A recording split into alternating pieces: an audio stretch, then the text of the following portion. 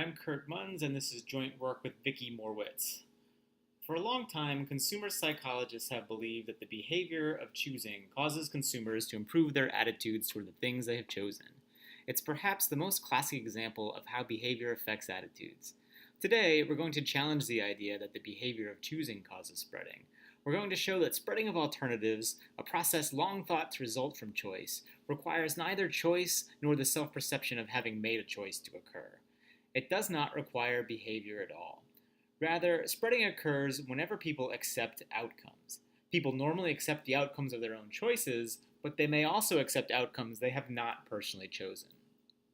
So, for example, you didn't choose this hotel, but did being assigned it change your attitude toward it?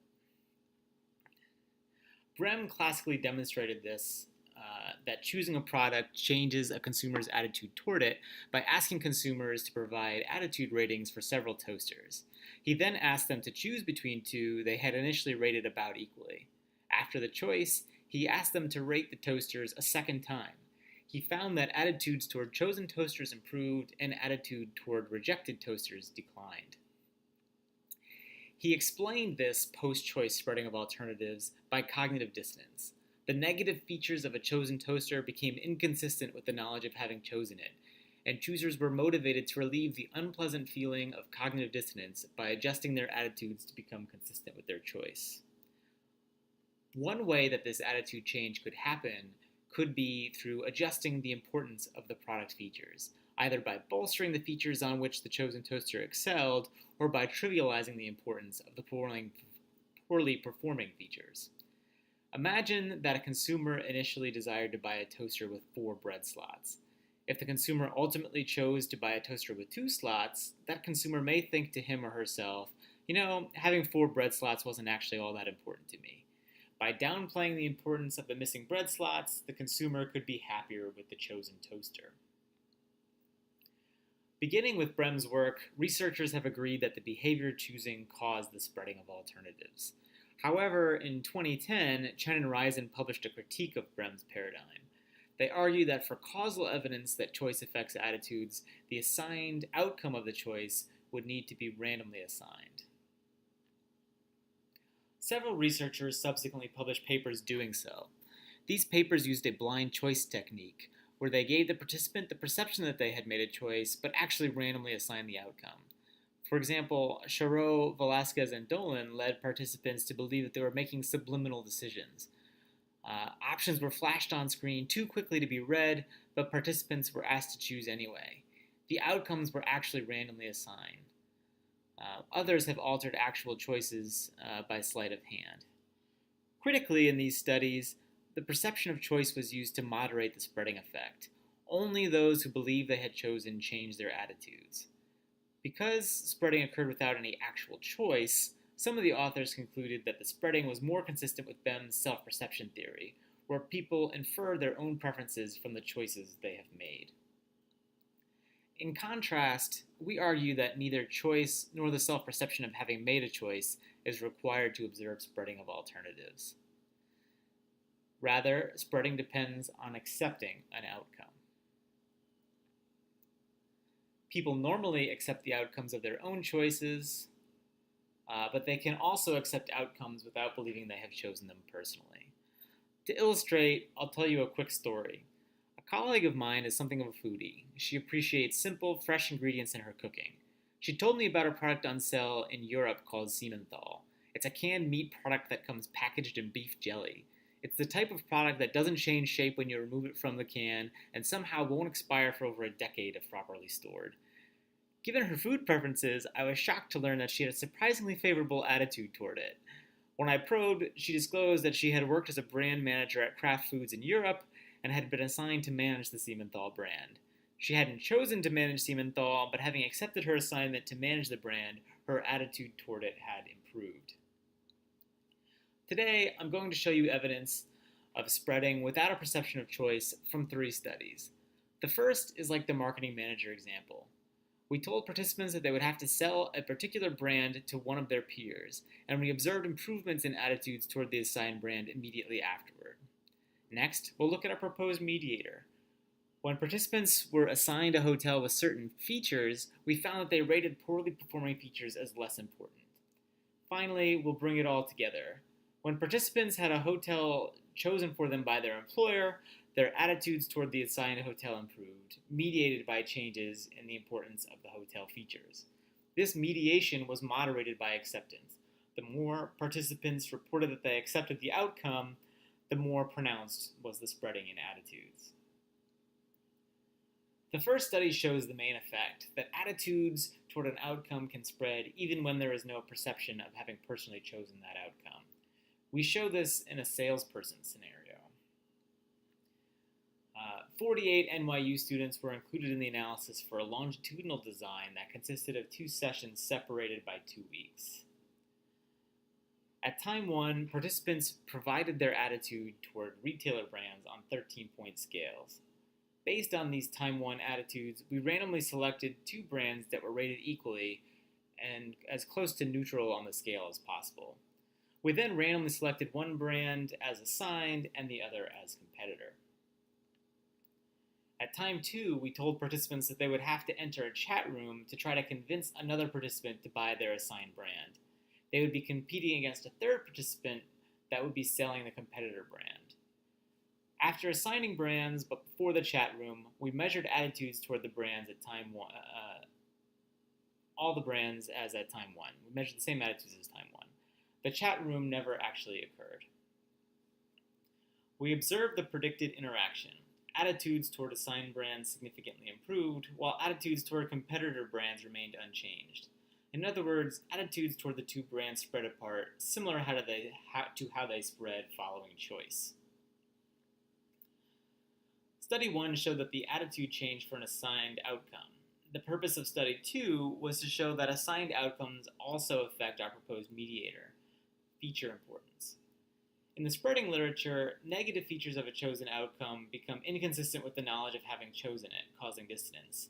This leads them to downplay the importance of those features to reduce the dissonance.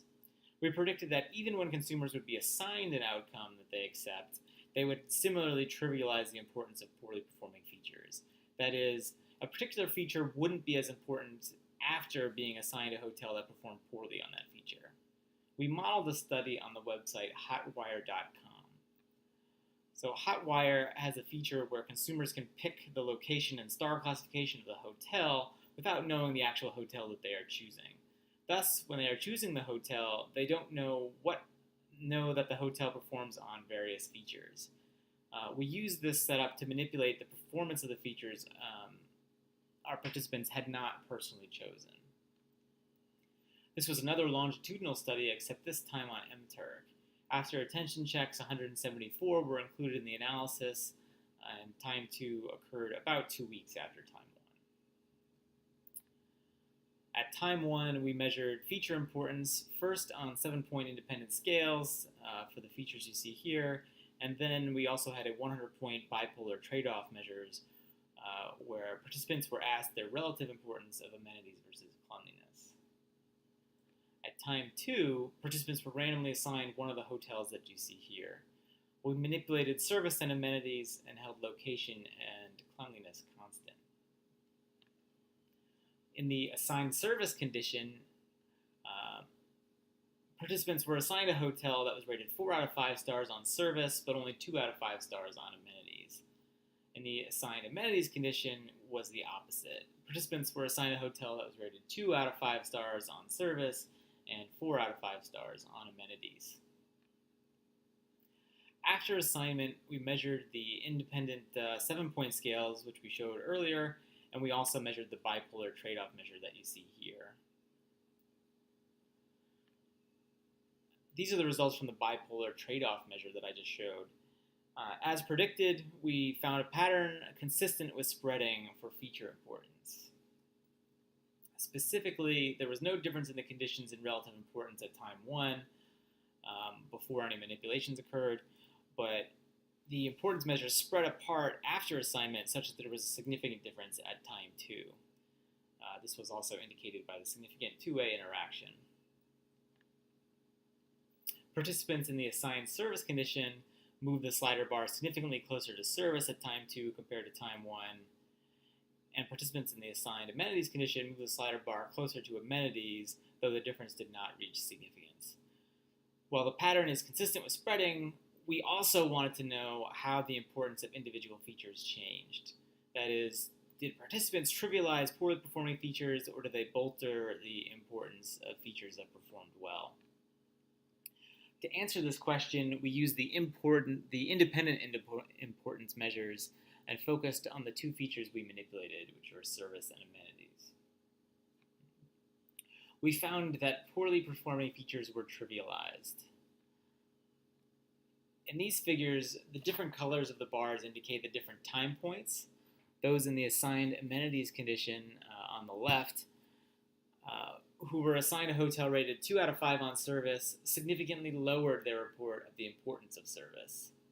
And those in the assigned service condition on the right, who were assigned a hotel rated 2 out of 5 stars on amenities, significantly lowered their report of importance of amenities.